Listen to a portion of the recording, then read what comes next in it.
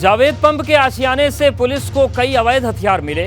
Police का दावा है कि हथियार गुप्त तरीके से छिपाए गए थे, लेकिन जब बुलडोजर चला और उसका आशियाना खंडहर में तब्दील हुआ तो हथियार और जिंदा कारतूस सामने आ गए। अब पुलिस बरामद हुए हथियारों की गुत्थी सुलझाने में लगी है, क्योंकि सवाल इस बात का भी है कि जुमे को हुई हिंसा में हथियार का इस्तेमाल करके कोई बड़ी साजिश तो नहीं रची जा रही।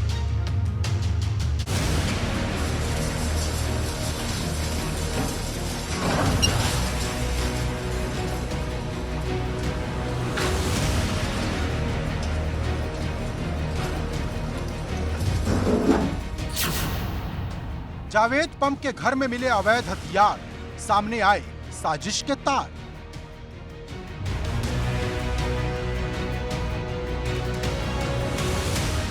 आपत्तिजनक सामान मिले हैं, जिसमें अवैध असलहे और आपत्तिजनक पोस्टर वगैरह हैं। दंगे के खौफनाक इरादे, असलहा छिपाने के गुप्त ठिकाने।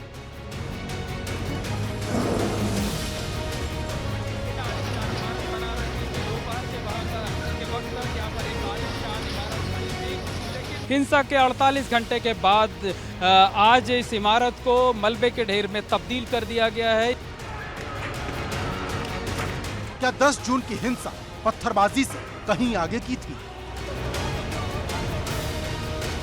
क्या मास्टरमाइंड जावेद पंप के इरादे सोच और समझ से भी ज्यादा खतरनाक थे? ये तमाम सवाल खंडहर में तब्दील हो चुके जावेद पंप के उस आशियाने से मिले उन हथियारों के बाद खड़े हो गए, जिन्हें देख पुलिस प्रशासन खुद हैरान रह गया, क्योंकि ध्वस्तीकरण की कार्रवाई के बाद पुलिस को जावेद पंप के घर से कई अवैध हथियार मिले।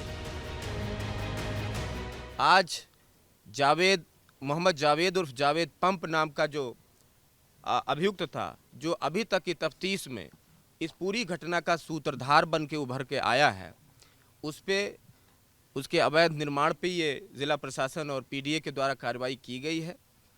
इस कार्रवाई के दौरान उसके घर की सर्चिंग भी की गई और उसमें आपत्तिजनक सामान मिले हैं। टोटल जो आपत्तिजनक सामान मिले हैं, जिसमें अवैध असलहे और आपत्तिजनक पोस्टर वगैरह हैं, उसको कब्जे में ले लिया गया है। जानकारी के मुताबिक कई अवैध हथियार और जिंदा कारतूस को इस मकान में छिपा कर रखा गया था। इसके साथ ही इस मकान से कई आपत्तिजनक साहित्य और अदालतों पर टिप्पणी करने वाले बयानात भी मिले हैं। संगम नगरी प्रयागराज की हिंसा में शामिल मास्टरमाइंड के खिलाफ कार्रवाई के बाद यूपी की योगी सरकार पर तुष्टीकरण को बढ़ावा देने और सांप्रदायिक होने के आरोप लग सकते हैं, लेकिन खुद मुख्यमंत्री योगी आदित्यनाथ और उनकी सरकार की मंशा एकदम साफ है कि सूबे की कानून व्यवस्था से किसी को खिलवाड़ नहीं करने दिया जाएगा। मतलब जावेद पंप के इरादे हिंसा और दंगे की साजिश से भी ज्यादा खतरनाक थे, लेकिन अब बरामद हुए हथियारों को देखकर पुलिस जावेद से पूछताछ करेगी और पता लगाया जाएगा कि हथियार की फैक्ट्री लगाने में उसके साथ साथ और कौन कौन शामिल था।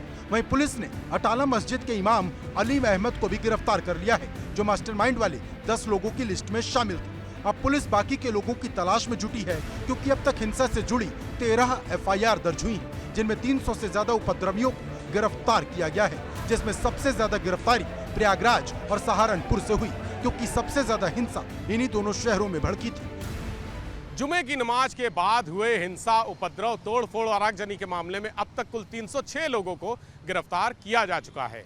प्रयागराज, सहारनपुर, हाथरस और मुरादाबाद समेत 9 जनपदों में कुल 13 मुकदमे दर्ज हुए हैं। सबसे ज्यादा मुकदमे प्रयागराज में हैं और सबसे ज्यादा गिरफ्तारी भी प्रयागराज में ही हुई है। यहाँ 3 मुकदमों में कुल 92 लोगों को गिरफ्तार किया गया है, जबकि सहारनपुर में भी 3 मुकदमे हैं और 71 लोगों की गिरफ्तारी हुई है। वहीं रांची में हुई हिंसा का सहारनपुर कनेक्शन सामने आया है। बताया जा रहा कि 1 हफ्ते पहले सहारनपुर से करीब 1 दर्जन लोग रांची गए थे, जिन्होंने नुपुर शर्मा की विवादित टिप्पणी को लेकर मुस्लिम युवकों से चर्चा की थी, और उसके बाद यूपी के आधा दर्जन जिलों के साथ साथ रांची में भी हिंसा की आग दहल उठी।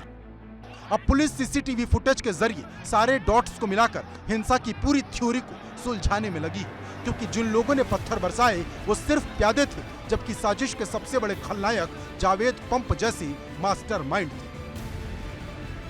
प्रयागराज से मोहम्मद मोइन, ABP गंगा।